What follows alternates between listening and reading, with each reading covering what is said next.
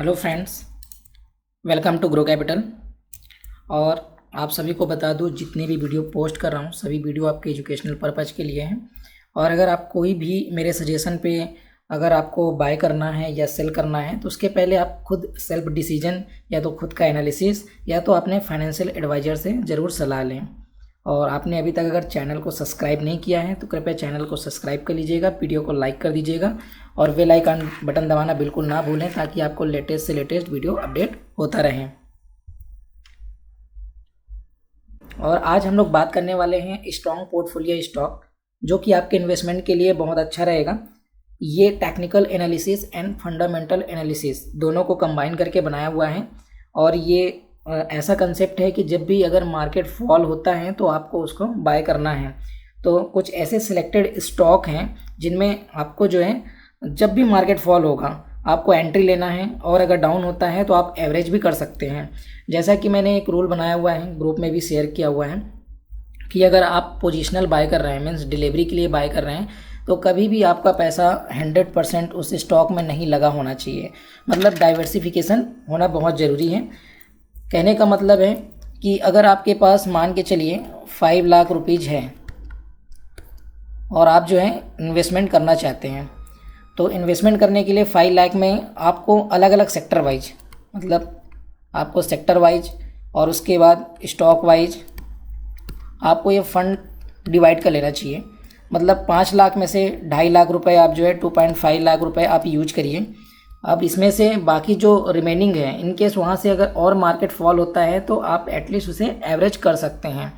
और ये जो 2.5 लाख रुपए रहेंगे आपके पास 50%, और जो वो बाकी 50% आपका 2.5 लाख रहेगा, आपको क्या करना है कि अलग अलग सेक्टर के अलग अलग स्टॉक उठाने हैं। और उसमें वहाँ पे मान के चलिए अगर मैं 5 सेक्टर से 5 स्टॉक उठाता हूँ तो उसमें 50,000 का इन्वेस्टमेंट करूँगा।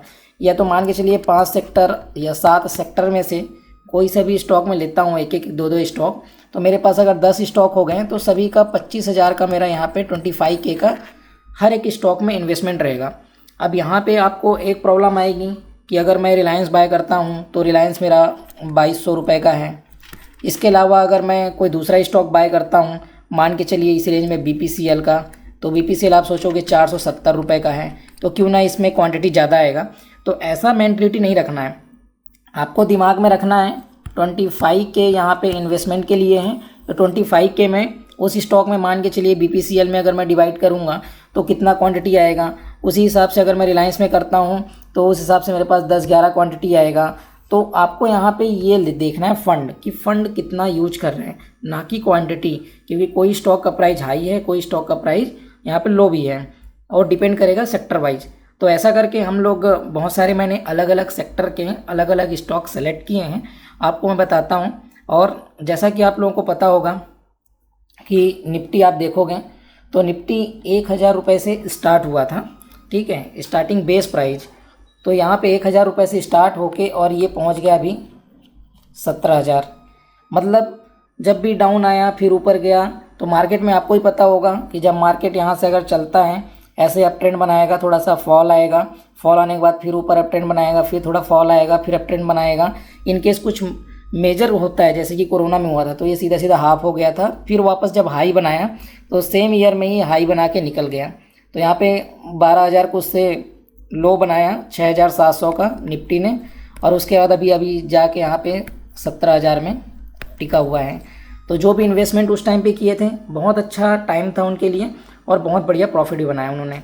अभी सेंसेक्स आप देखोगे 100 से स्टार्ट हुआ था सन 1986 में, और अभी सेंसेक्स जो है 57,000 पार हो चुका है। तो इसके अंदर के जो स्टॉक है निफ्टी 50 के और सेंसेक्स के, इसमें ये 30 स्टॉक से मिलके बना है और ये 50 स्टॉक से। तो अगर निफ्टी 50 का स्टॉक सेलेक्ट करते हैं तो उससे बेस्ट कुछ भी नहीं है। इसके अलावा मैं देखा कुछ लोगों को, लोग इन्वेस्टमेंट करते हैं तो कैसे रुचि सोया या तो और ऐसे वाले स्टॉक जिनमें अपर सर्किट या लोअर सर्किट ही लगते रहते हैं, तो ऐसे स्टॉक में आपका जो इन्वेस्टमेंट है वो बेकार है, कोई मतलब नहीं है। तो आप ट्राई करिए, स्टॉक एटलीस्ट अच्छा होना चाहिए ताकि अगर वो यहाँ से ऊपर नहीं जा पाए तो नीचे भी ना आए, उस रेंज में रहें।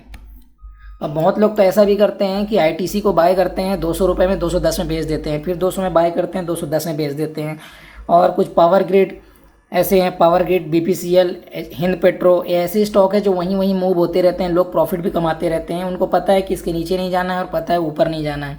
तो ऐसे भी हैं, वो भी अच्छा है कि एटलीस्ट वहाँ पे ज़्यादा लॉस होने के चांसेस भी नहीं रहते हैं। तो यहाँ पे हम लोग स्टॉक का जो बाय करने वाले हैं उसका 1 बाय 1 करके देखते हैं और डिस्कस भी करेंगे, और मैं आपको उसके साथ चार्ट भी दिखाते जाऊँगा ताकि आपको थोड़ा समझने में ईजी हो। तो जैसे कि मैंने यहाँ पे ये सेक्टर वाइज लिया है, finance sector, bank sector, oil and gas का, आईटी सेक्टर, एफएमसीजी, और इन सेक्टर में से वो स्टॉक हैं जो निफ्टी 50 के हाई वेटेज वाले हैं या जिन्होंने रिटर्न बहुत अच्छा दिया है। तो ऐसे स्टॉक मैंने सेलेक्ट किया है।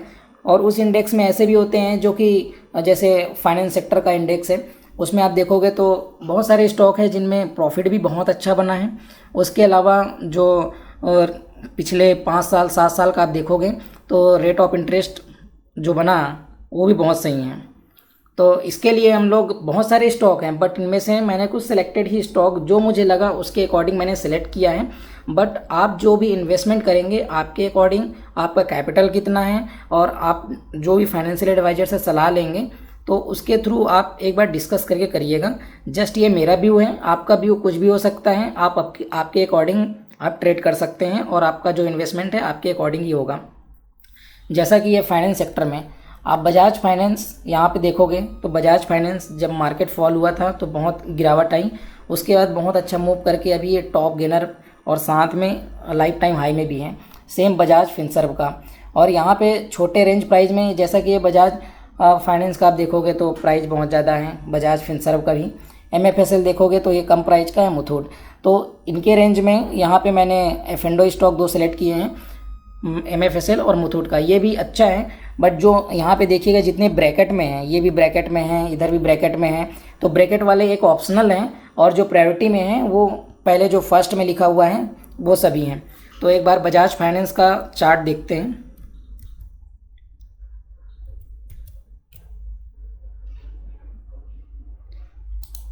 यहाँ पे ये ट्रेडिंग व्यू मैंने ओपन कर लिया है।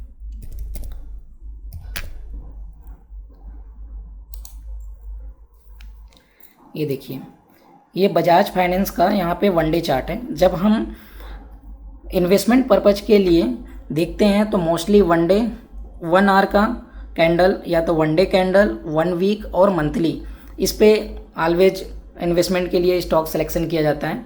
जैसा कि मैं यहाँ पे 1 डे का चार्ट ओपन करके रखा हूँ। 1 डे में आप देखोगे 7500 के आसपास यहाँ पे ट्रेड हो रहा है, जो कि लाइफ टाइम हाई पे चल रहा है।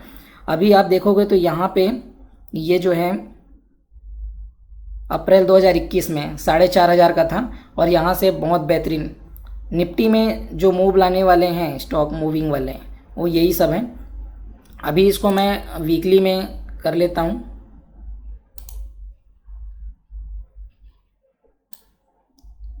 यहाँ पे आप देखोगे तो वीकली में 2017 में ये 900 रुपये का स्टॉक था, मूव करते करते कोरोना के पहले ये 4800 रुपये लाइफ टाइम हाई चल रहा था, और उस टाइम पे जब फॉल हुआ तो ये ऑलमोस्ट 1800-1900 आ गया था, और यहाँ से जब मूव होना स्टार्ट हुआ तो यहाँ पे ये 7500 पहुँच गया है।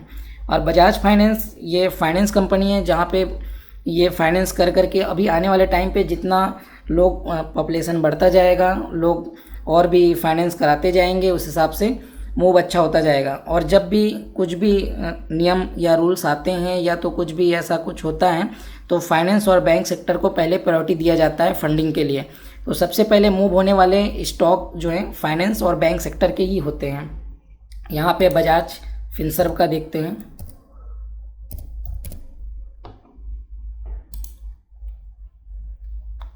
सेम इसका भी आप चार्ट देखोगे तो ये वीकली में है। 2016-17 में आप देखिए 2900-3000 का था, और यहाँ पर लाइफ टाइम हाई बनाते हुए हायर हाई थोड़ा सा ये डाउन होता है जब भी मार्केट थोड़ा फॉल होता है, नीचे आता है, फिर यहाँ पे हाई, फिर थोड़ा डाउन होके फिर वापस से हाई, फिर डाउन होके फिर वापस से हाई। और कोरोना के टाइम पे फॉल होने के बाद ये 9700 से आ गया था 4500, और 4500 से जब चलना स्टार्ट हुआ तो पहुँच गया 17000, आप देख सकते हैं।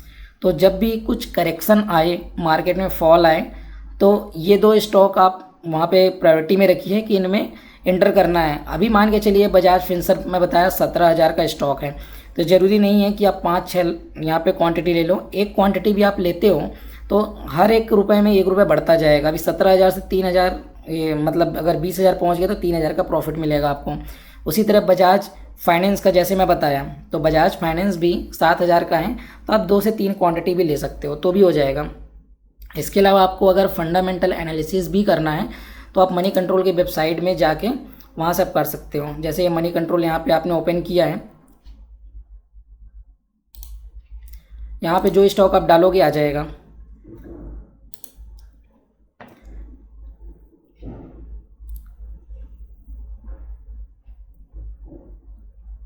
जैसे मैंने यहाँ पे रिलायंस कर दिया। अब रिलायंस में आप देखोगे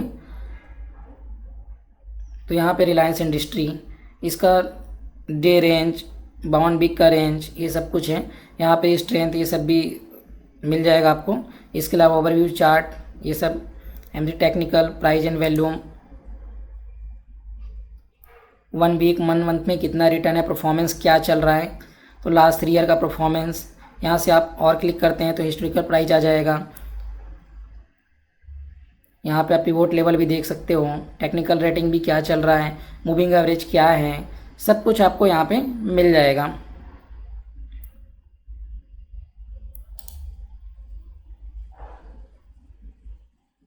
तो यहाँ से आप देख सकते हो विवेक क्या चल रहा है, वैल्यू कितना है, डिविडेंड यील्ड कितना है, सब कुछ मिल जाएगा। अभी हो गया फाइनेंस सेक्टर में मैंने आपको 2 बहुत बेहतरीन स्टॉक बता दिए, MFSL और मुथूट फिन का आप चार्ट देख लीजिएगा, ये भी सही है। अब बैंक सेक्टर में हम बात करें तो HDFC बैंक, एक्सिस बैंक और ICICI बैंक, ये 3 प्रायोरिटी में हैं। और भी 2 बैंक अच्छे हैं, कोटक बैंक और SBI बैंक।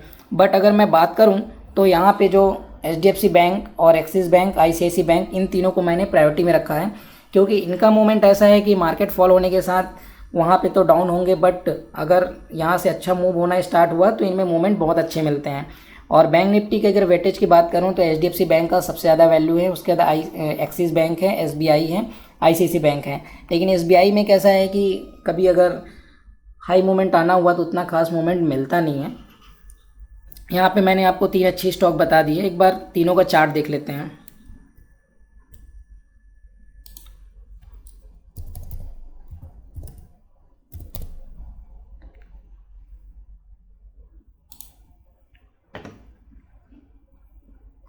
अभी आप देखोगे HDFC का 2016 में जो 529 रुपये कुछ चल रहा था, फिर यहाँ से कोरोना के पहले 1300 का हाई बनाया जो कि लाइफ टाइम हाई था।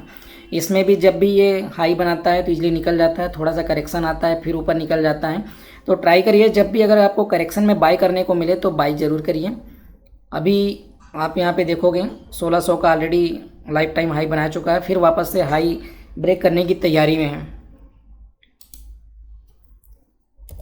ICICI बैंक का देख लेते हैं, सेम ICICI बैंक का भी वही है 210 रुपये कुछ, और यहाँ से भी 700 रुपये। अभी मैं आपको एक एक चार्ट तो नहीं दिखा सकता क्योंकि बहुत टाइम लगेगा, तो कुछ कुछ ही आपको मैं दिखा पाऊँगा। जैसे ऑयल एंड गैस सेक्टर में आप देखोगे रिलायंस का अगर फंडामेंटल की बात करें तो उसके हिसाब से इसमें बहुत ज़्यादा जो बिजनेस है एक साथ ही इन्वॉल्व कर दिया गया है, जैसे कि रिलायंस फुटप्रिंट, रिलायंस जियो, रिलायंस स्मार्ट। उसके बाद फिर ये ऑयल एंड गैस में भी यही है, जो इसका रिफाइनरी का पूरा सब इसमें ही है, तो उसकी वजह से भी अच्छा मूवमेंट मिलता है। और अगर दूसरा मैंने बताया था हिंद पेट्रो और BPCL, जो आप बाई करके सेल करके और डिविडेंड ले सकते हो। डिविडेंड ही इनका बहुत अच्छा रहता है, जिसमें आपको बैंक में जितना इंटरेस्ट मिलने वाला है उससे ज़्यादा इंटरेस्ट हिंद पेट्रो और BPCL में ही मिल जाता है डिविडेंड, अगर आप देखेंगे तो कंपेयर टू रिलायंस। और इन्वेस्टमेंट पर्पज़ में अगर आप रिटर्न ज़्यादा चाहते हैं तो रिलायंस ज़्यादा बेटर है compare to Hind petro and BPCL। और IT सेक्टर अगर हम बात करें तो IT सेक्टर में बोला जाए तो जितने स्टॉक हैं IT सेक्टर सबसे बेहतरीन है, सबसे ज़्यादा रिटर्न देने वाला मुझे लगता है कि IT सेक्टर में ही उस हिसाब से हुआ है। जैसा अगर बहुत बेहतरीन स्टॉक की बात करूं तो मैं TCS, Infosys, HCL tech and Wipro हैं।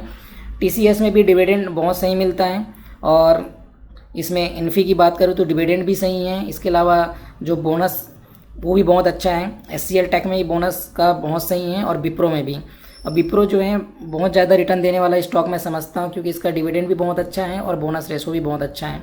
बाकी ये सभी स्टॉक भी बहुत बेहतरीन है, बट इनमें मूवमेंट इतना ज़्यादा हो गया है कि मैं उतना रिलायबल नहीं समझता कंपेयर टू इन 4 स्टॉक के। टेक महिंद्रा, टाटा एलेक्सी, कोफोर्ज और माइंट्री, इनमें भी मूवमेंट हुआ, बहुत अच्छा हुआ, बट ये बहुत ज़्यादा निकल गया है। तो इसलिए ये 4 स्टॉक अगर आप प्रेफर करेंगे तो ज़्यादा बेटर है। एक बार TCS इनका चार्ट देख सकते हैं।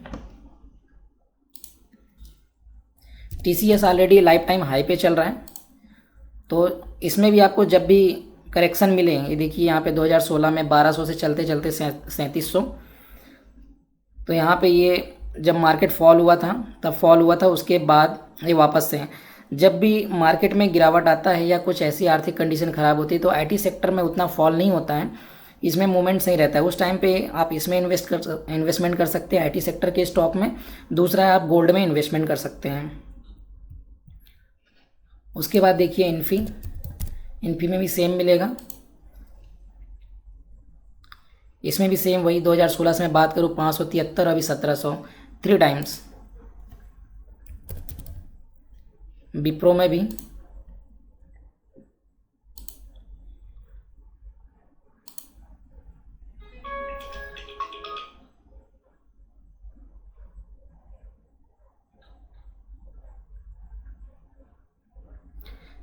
आप देखोगे तो ये 2016 में 193 रुपये और अभी 640, 3 टाइम सेम। SCL टेक में भी सेम ही है, क्योंकि IT सेक्टर के स्टॉक ये जो 4 मैंने बताया सब एक साथ ही चलते हैं। तो यहाँ पे जैसे मैं बता रहा हूँ 3 स्टॉक 4 स्टॉक, जरूरी नहीं कि आप चारों स्टॉक में लगा दो। इनमें से प्रायोरिटी बेस में आपको बता रहा हूँ कि ये पहला प्रायोरिटी में और सेकंड प्रायोरिटी में है, तो आप आपके अकॉर्डिंग आप एक एक दो स्टॉक सभी जितने भी सेक्टर है उसमें से सिलेक्ट कर सकते हैं। इसमें भी आप देखेंगे ये 400 रुपये कुछ का था और 1182 रुपये। तो जैसा यहाँ पे IT सेक्टर है, अब यहाँ पे TCS में भी बढ़िया है, इन्फी, SCL टेक, विप्रो, तो ज़रूरी नहीं है कि चारों ही स्टॉक में आप लगाएं। इनमें से आप कुछ स्टॉक, जैसे कि अगर आपने उठा लिया विप्रो को या तो ये, तो 1 या 2 स्टॉक सेलेक्ट करिए। अगर आपको इधर का जम रहा है तो आप इधर से ही बाय कर सकते हैं। FMCG में सबसे बेहतरीन स्टॉक मैं मानूँ तो एशियन पेंट और जुबल फूड को मानता हूँ, क्योंकि इसका जो डिविडेंड रेशो है और बोनस की बात करूँ तो, और जुबल फूड इसका भी डिविडेंड और बोनस बहुत सही है। और ये टाइटन और डी-मार्ट इनका भी बढ़िया है, ये भी आराम से धीरे धीरे ग्रोथ करते जा रहे हैं। और इनके अलावा अगर मैं ब्रिटानिया, हिंदनी लीवर और पीडीलाइट की बात करूं तो ये भी बहुत सही स्टॉक है, फंडामेंटली बहुत स्ट्रॉन्ग है। और FMCG सेक्टर वाले स्टॉक ऐसे हैं जिनमें कुछ ना कुछ ज़रूरत पड़ते ही रहता है, जो कि मेरे ख्याल से ख़त्म होने वाला नहीं है। एशियन पेंट के अलावा अगर आप बर्जर पेंट प्रेफर करते हैं तो भी बाय कर सकते हैं, वो कम प्राइस में है, वो आपको 800-900 के आसपास मिल जाएगा। दोनों ही सेम चलते हैं, बट उसका प्राइस कम है कंपेयर टू एशियन पेंट, उसमें उतना डिविडेंड नहीं मिलता जितना एशियन पेंट में है। तो एशियन पेंट जब भी फॉल हो आप बाय करिए, हमेशा हायर हाई ही बनाता है। जुबल फूड में भी सेम है। डी-मार्ट, जुबल फूड ये कंपनी खाने पीने से रिलेटेड है, जिसमें आपका खाना पीना कहीं बंद होना नहीं है। एशियन पेंट आपका पेंट से रिलेटेड है, घर बनते जाएंगे, पेंट लगते जाएंगे, होम डेकोरेट होते जाएंगे और पेंट यूज होता रहेगा। डी-मार्ट जो कि सिटी में अभी हर एक सिटी में ओपनिंग करने की प्लानिंग कर रहा है। ऑलरेडी आप देखेंगे जो मेजर सिटी है उसमें ऑलरेडी ओपनड है इसके आउटलेट, और बहुत अच्छे भी चल रहे हैं। और टाइटन की बात करूं तो टाइटन तो चल ही रहा है, फास्ट ट्रैक लोग पहन ही रहे हैं, गिफ्ट दे ही रहे हैं। Titan, fast track, maxima, Sonata, इसके अलावा तनिष्क से गोल्ड बाय कर ही रहे हैं, तो तनिष्क ज्वेलरी से तो ऑलरेडी अच्छा मूवमेंट है। ब्रिटानिया बिस्किट बेच के ही कमा रहा है, हिंदनी लीवर, पीडीलाइट चल ही रहे हैं। एक बार आप एशियन पेंट और जुबल फूड का एटलीस्ट चार्ट देख सकते हैं।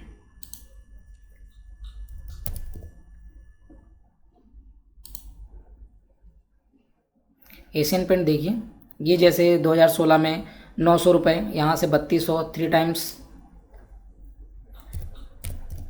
टाइटन, राकेश झुनझुनवाला जी स्टॉक, यहाँ पे आप देखोगे तो ये भी 300-400 रुपये के स्टॉक जो कि 5 टाइम्स हो चुका है।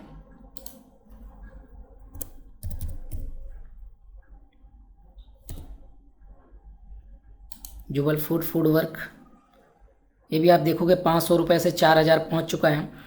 तो ये सभी स्टॉक आपको लगेंगे कि ये ऑलरेडी बहुत महंगा हो ही चुका है, लेकिन जब भी फॉल हो तो ट्राई करिए एंटर करने के लिए, क्योंकि आज आप खरीदेंगे आपको महंगा लगेगा, कल आप नहीं खरीद पाएंगे। जब प्राइस चला जाएगा तो आपको लगेगा अरे यार बहुत ऊपर चला गया, अब क्या बाय करूं। तो करंट में चीज़ महंगी लगती है, फ्यूचर में वो प्रॉफिट देता है। अभी फार्मा सेक्टर की बात करूं तो अपोलो हॉस्पिटल सबसे बेस्ट है। इसके अलावा पेल भी सही है, पिरामल इंटरप्राइजेज लिमिटेड, सन फार्मा, लुपिन, सिप्ला, इसको मैंने ऑप्शनल में रखा हुआ है क्योंकि ऑलरेडी फार्मास्यूटिकल कंपनी ये ऑलरेडी हाई पे हाई बना चुका था, उसके बाद अभी करेक्शन पे है, अभी कंसोलिडेट होता रहेगा। अपोलो हॉस्पिटल ऐसा है जहाँ पे इसके बहुत सारे पैथोलॉजी लैब्स ओपन हो रहे हैं, आउटलेट्स ओपन कर रहे हैं, इसके अलावा डायग्नोस्टिक सेंटर भी चल रहे हैं और साथ में हॉस्पिटल भी है। इतने सारे सेंटर अवेलेबल हैं और इनमें प्रॉफिट बहुत ज़्यादा चल रहा है। ऑलरेडी आप चार्ट देखोगे बहुत सही मूवमेंट है, और इसको मैं 700-800 रुपये से देख रहा हूँ, यहाँ से वो 5000 पहुँच चुका है।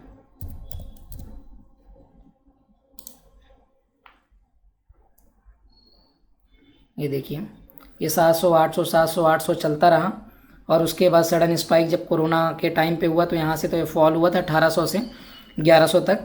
उसके बाद इतना मूवमेंट फास्ट हुआ कि ये सीधा 5000 में जाकर टिका हुआ है अभी। उसके बाद केमिकल सेक्टर में आते हैं तो दीपक नाइट्रेट जो कि अभी पिछले 3-4 महीने से धुरंधर की तरह चल रहा है, टाटा केमिकल इसका ही बढ़िया है। और ऑप्शनल में बात करूँ तो नवीन फ्लोर और आरती इंडस्ट्री को रखा हूँ, तो आरती इंडस्ट्री का भी मूवमेंट भी सही है और साथ में अभी कुछ दिन पहले इसने बोनस जारी किया था। और अभी ये चारों के चारों स्टॉक जो है एफ एंडो में हैं। पहले तो टाटा केमिकल था, अभी नवीन फ्लोर, आरती इंडस्ट्री भी आ चुके हैं और दीपक नाइट्रेट भी। एक बार दीपक नाइट्रेट का ही चार्ट देख लेते हैं।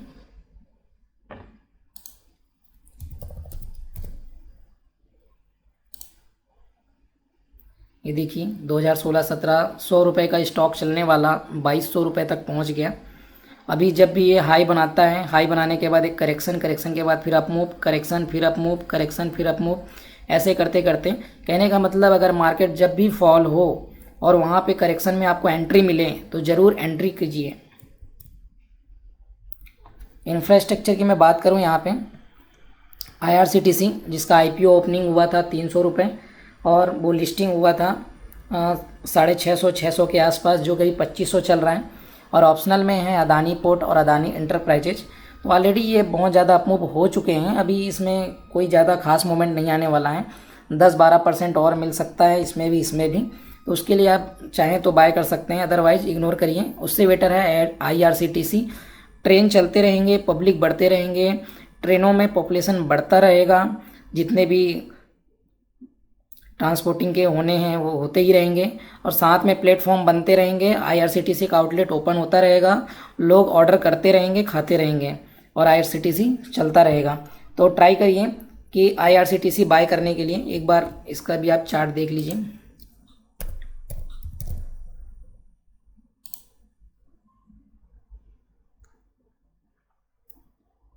दो 2020 में यहाँ पे ये स्टार्ट हुआ था, 600-650 में लिस्टिंग हुई थी, यहाँ से ये 1900 का हाई बनाया, कोरोना टाइम वापस से ये लिस्टिंग के जस्ट प्राइस के पास ही आ गया था 800 के आसपास, फिर वापस से ये 2700 पहुँच गया है।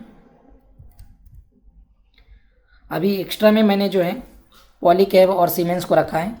पॉलीकैब वायर कंपनी है जो कि वायर बनाती है, घर बनते रहेंगे, केबल लगते रहेंगे, यूज होता रहेगा।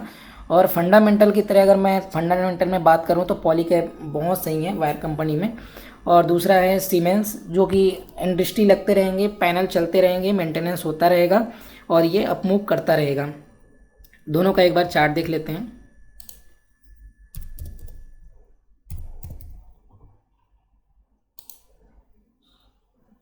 पॉलीकैब देखिए ये 633 में लिस्टिंग हुआ था 2019 में और यहाँ से ये 3 टाइम्स अभी तक दे चुका है, 3 टाइम्स का, हाँ ऑलमोस्ट 3 टाइम्स यहाँ पे आपको रिटर्न मिल रहा है।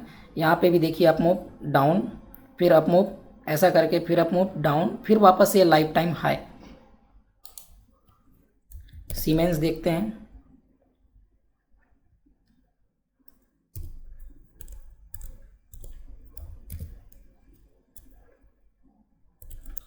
स्पेलिंग गलत डाल रहा हूँ क्या मैं?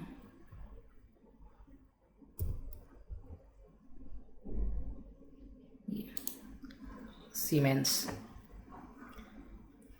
इसमें भी देखिए ये 2016, 17, 18, इसमें भी सेम वही, जब भी करेक्शन मिला अप मूव, करेक्शन मिला अप मूव, और ये भी लाइफ टाइम हाई के पास पहुंच गया है। तो अभी आपको जो है यहाँ पे स्टॉक में निफ्टी 17,000 के ऊपर चल रहा है। तो इस 17,000 के लेवल में आपको जाके बाय नहीं करना है कि अभी आपने बाय कर लिया, आपको वेट करना है करेक्शन होने का। और जैसे ही करेक्शन में आपको स्टॉक मिले आप ट्राई करिए एंटर करने के लिए। और कभी भी पूरा फंड मत लगाइए, 50% फंड आपको डिप्लॉय करना है और 50% फंड आपको होल्ड करना है, ताकि आप जो है अगर उसको एवरेज कर सकें, या तो नया स्टॉक बाय करना है तो वहाँ पे आप बाय कर सकते हैं। तो आप लोगों का कहना था कि कुछ स्टॉक बता दीजिए। इसके पहले मैंने जो है ना आप लोगों के लिए बताया था कि अगर ये सभी में इन्वेस्ट नहीं करना है तो अगर आप चाहो तो निफ्टी का जो बीज है, निफ्टी बीज आप सर्च करोगे तो निफ्टी बीज मिल जाएगा। बैंक निफ्टी का भी है, तो बैंक निफ्टी का भी वहाँ पे आप इंडेक्स लेने की ज़रूरत नहीं है, इंडेक्स की जगह में आपको जो है बीज मिल जाता है। इसके लिए मैंने ऑलरेडी बैंक निफ्टी के लिए वीडियो बनाया हुआ है, डिस्क्रिप्शन में डाल दूंगा, आप वहाँ से देख सकते हैं। सेम निफ्टी बीज को भी आप बाय कर सकते हैं। निफ्टी बीज जैसे चल रहा है, मान के चलिए अभी निफ्टी इंडेक्स चल रहा है 17,000, तो निफ्टी बीज का रेट आपको मिलेगा 170। यहाँ पे आप चाहो तो एक क्वांटिटी बाय कर सकते हो, 2 क्वांटिटी, 3 क्वांटिटी, तो आप इसमें SIP भी कर सकते हो और होल्ड करके रख सकते हो। इनकेस आपको अगर ऐसा लग रहा है कि कोई स्टॉक यहाँ पे मूव तो अच्छा हो रहा है बट कभी ऐसा हुआ कि फॉल हुआ तो वहाँ पे मुझे हैवी लॉस भी हो सकता है। तो निफ्टी में ऐसा है कि अगर कोई स्टॉक नीचे जा रहा है, कोई स्टॉक ऊपर जा रहा है, तो एवरेजिंग करके आपको देता है 50 स्टॉक का, तो यहाँ पे कोई प्रॉब्लम नहीं है। जैसे कि यस बैंक था, यस बैंक पहले निफ्टी 50 या बैंक निफ्टी के उसमें से सिलेक्टेड स्टॉक था, ये बेकार हुआ, वहाँ से बाहर HPCL ने उतना परफॉर्म नहीं किया, उसको बाहर ब्रिटानिया निफ्टी 50 के अंदर। तो ऐसे भी होते हैं, है ना। तो EU बैंक में आपने देखा कि EU बैंक को एंटर किया, यस बैंक को बाहर कर दिया, तो बैंक निफ्टी में भी ऐसा चलता है। तो इसके हिसाब से अगर आपको नहीं करना है किसी पर्टिकुलर स्टॉक में, तो आप निफ्टी बीज या बैंक निफ्टी का बीज बाय कर सकते हैं। ये बैंक निफ्टी का बीज कैसे बाय करना है उसके लिए मैं वीडियो बनाया हुआ हूँ ऑलरेडी। मैंने वहाँ पे 205 रुपये कुछ में सजेस्ट किया था बैंक निफ्टी के बीज के लिए, और वो अभी पहुँच गया है 336 रुपये कुछ, 336 नहीं, 350 के ऊपर है। तो उस टाइम पे मैंने सजेस्ट किया था बट किसी ने वहाँ पे इनिशिएटिव लिया नहीं। और बैंक निफ्टी का बीज के लिए आज भी बोल रहा हूँ, निफ्टी के बीज के लिए आज भी बोल रहा हूँ, आप बाय कर सकते हैं। कैसे बाय करना है वो वीडियो डिस्क्रिप्शन में अवेलेबल है, आप वहाँ से देख सकते हैं और बाय कर सकते हैं। अगर आप प्रीमियम ग्रुप ज्वाइन करना चाहते हैं तो प्रीमियम ग्रुप भी ज्वाइन कर सकते हैं। और इसके अलावा टेलीग्राम ग्रुप भी अवेलेबल है जो कि फ्री ऑफ कॉस्ट है, वो भी आप ज्वाइन कर सकते हैं। और एप्लीकेशन भी अवेलेबल है ग्रो कैपिटल का, आप एप्लीकेशन भी ज्वाइन कर सकते हैं प्ले स्टोर से डाउनलोड करके, ग्रो कैपिटल के नाम से है। प्रीमियम ग्रुप के लिए आप स्टॉक जीरोधा या तो एंजल या तो IIFL में अकाउंट ओपनिंग करके प्रीमियम मेंबरशिप का भी फ़ायदा उठा सकते हैं। अकाउंट ओपनिंग करने के लिए डिस्क्रिप्शन में लिंक अवेलेबल है। इनकेस कुछ प्रॉब्लम आता है अकाउंट ओपनिंग के लिए तो कॉन्टैक्ट नंबर भी अवेलेबल है, आप हमें कॉन्टैक्ट भी कर सकते हैं, यहाँ भी कॉन्टैक्ट नंबर अवेलेबल है। Thank you for watching video.